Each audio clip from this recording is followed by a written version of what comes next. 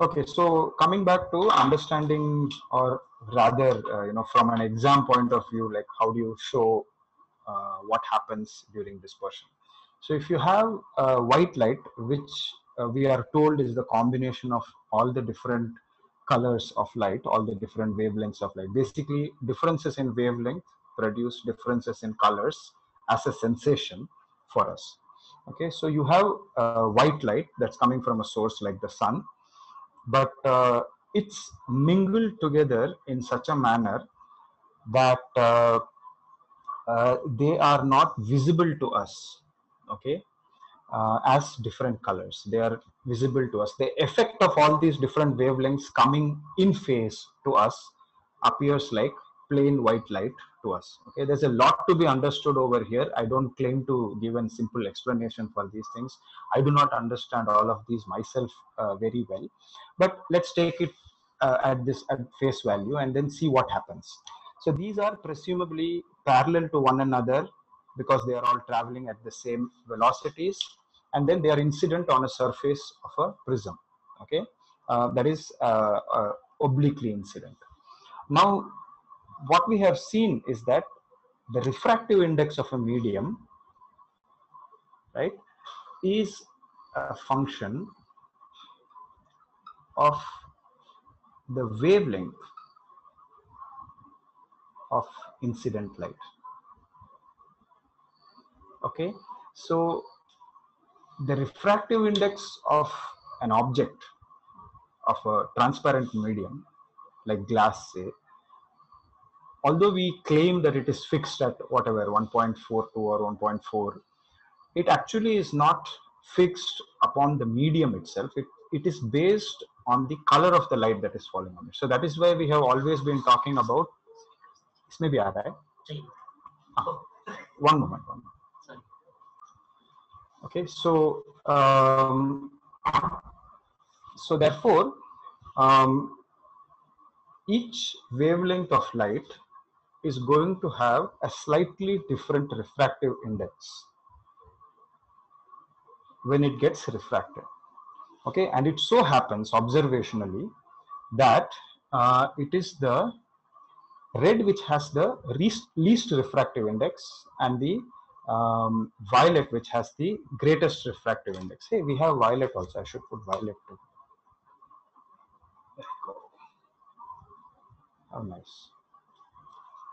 Huh? Such a colorful one. Okay, so are we clear about this? Okay, if there are any questions now, you should ask.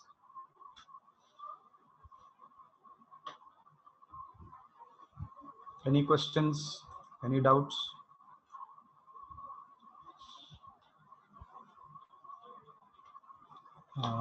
Okay, Raghu wants to know the YouTube channel link. Okay.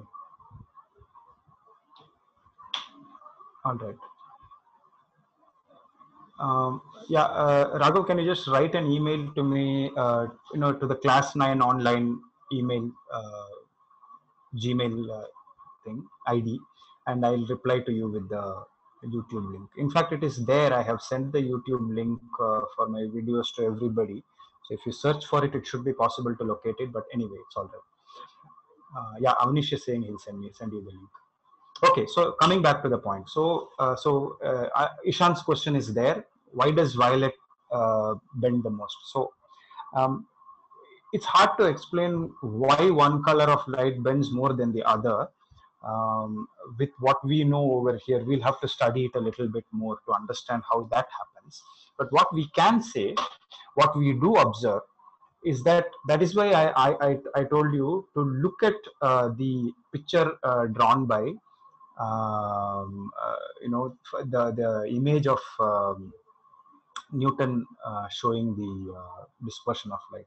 Oops, I changed that picture. So let me see if I can show it again. Yeah, I can show this one. Okay. So what we can see, what we can't see over here is we can't see the prism. Okay, but what we can see is the usual spectrum. So look at the colors. Okay, so we know the light spectrum goes from violet, indigo, blue, green, yellow, orange, and red. I hope people remember this sequence. Okay, so what we can see in the photograph of the experiment is that the blue ends, that is the violet and blue ends, come lower and the red end comes higher. So what we observationally know is that the red color of light, when it finishes refracting, right, appears at the top, and the purple or the violet ends appear at the bottom. Okay, what can this mean in terms of the deviation angle of deviation? You remember the angle of deviation, right? What can this mean in terms of the angle of deviation?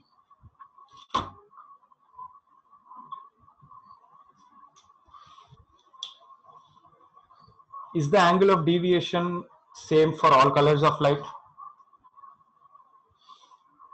Isha says, no, it's not. Okay, so I'm telling you that the red color appears at the higher end and the violets and the blues appear at the lower end. So I'm asking the the angle of deviation for red and the angle of deviation for violet. If you compare the two, which one will be greater?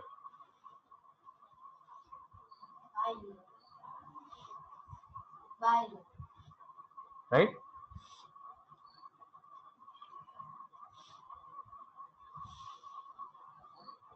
Saumitri is saying something, assuming that the decrease in speed is a constant, then the decrease in speed is way lesser proportionally for red, deviates the least. I'm just guessing, so no proof. Yeah, right now we can just look at it phenomenologically, that is from the phenomena. So I think it's fair to say that the angle of deviation for red is going to be less than the angle of deviation for the violet for the same angle of incidence. Okay, which is the case for this. So therefore we can say that the refractive index is least for the red, which means that the refractive index affects the red light the least, and it is the greatest for the other end, the violet end, the purple end, right?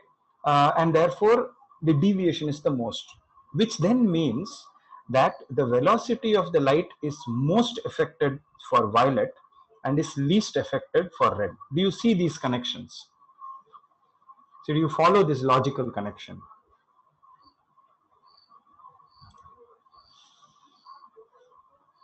Sorry, I forgot I was off the screen. Uh, so is this part of it clear? Anybody has any doubts or questions?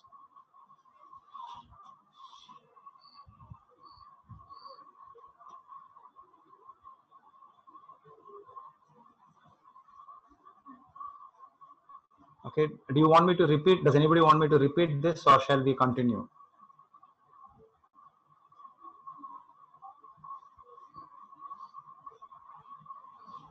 So to go back to Ishan's question, I'd say that I don't know, I can't explain why violet gets affected the most, why violet has the highest refractive index of any given medium. But we know it to be, as a phenomena, true, because experiments show, and you can perform this at your home, that the red light is affected the least and the violet light is affected the most. So from there it follows. So what must be therefore happening over here is that the red end of the spectrum must be getting deviated to a different extent in comparison to the violet end. Okay, and perhaps the bands then also will end up becoming a little more wider. This is going to take a little bit of time. What's next? Green.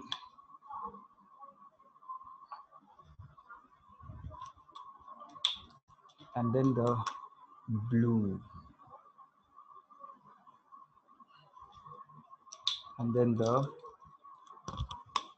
purple. Okay, and then of course what happens at the second phase, the adjacent phase of the spectrum, is that there is going to be now further deviation, right? That's what we have studied about prisms, that there is one turning away at this point, and then there is a further turning away at that point.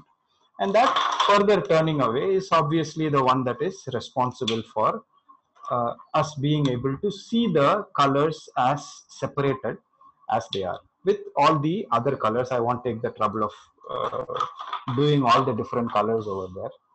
Well, maybe I will. So the oranges, I want to fill the colors and just draw the lines.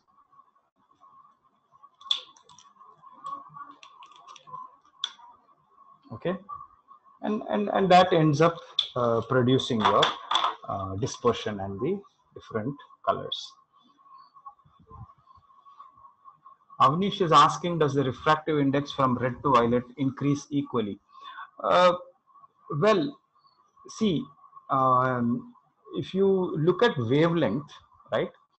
Wavelengths of colors are not discrete in the sense that it's a continuous phenomena, right? The variation in the wavelength. We say in the ballpark that, if there is this 600 nanometers wavelength, then we say it's yellows and oranges, which is what Rohini commented. If it is 500 nanometer, it's in the green range. But what green? We have lots of different colors of green, and our eyes are sensitive enough and can be trained to be sensitive enough to pick out subtle variations in the hues. So therefore, the refractive index being a fixed number is just as much as a myth as light of different colors being a fixed wavelength. It's a continuous range. Okay, and therefore there is a particular green for which you can say there is a particular wavelength, and for that particular wavelength numerically you can give a refractive index, right? We have the mathematics to be able to actually do that. But to say that a prism or a certain medium has this refractive index, well, obviously it's not sufficient to define it in that way. You will also have to say for what color of light or for what wavelength of light will it have that particular refractive index. The increase or decrease is proportional. I'm not very proportional to what? The refractive index is defined by wavelength. So if the wavelength changes, the refractive index will also change. I would assume that it would be proportional. Yes. So if there is a let's say a factor of 1/12 increase in the wavelength of a light, will there be a 1/12 decrease in the refractive index? Therefore, I think so. Yeah, but I haven't done the maths, so I won't venture to say I'm sure about it. Anything else?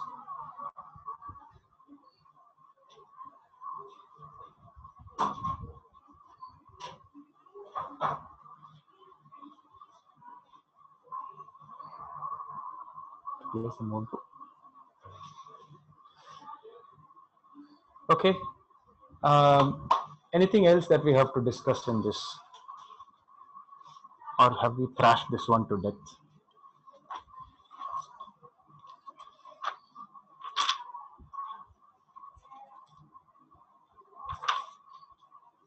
Yeah, I think that about fairly covers what we want to know about refraction of light. There is a discussion about the color and the wavelength and the particular frequency. Wavelength is what we are concerned about, not so much the frequency. But there seems to be something about angstroms and nanometers and so on. I'm sure you'll be able to look at that and figure it out on your own. So you complete the experiment and we'll meet tomorrow, hopefully with some images of the experiment, and then maybe I can also give you an assignment. Sorry, not tomorrow, day after tomorrow. and then we will take on the electromagnetic spectrum and its broad classification. Is that fine?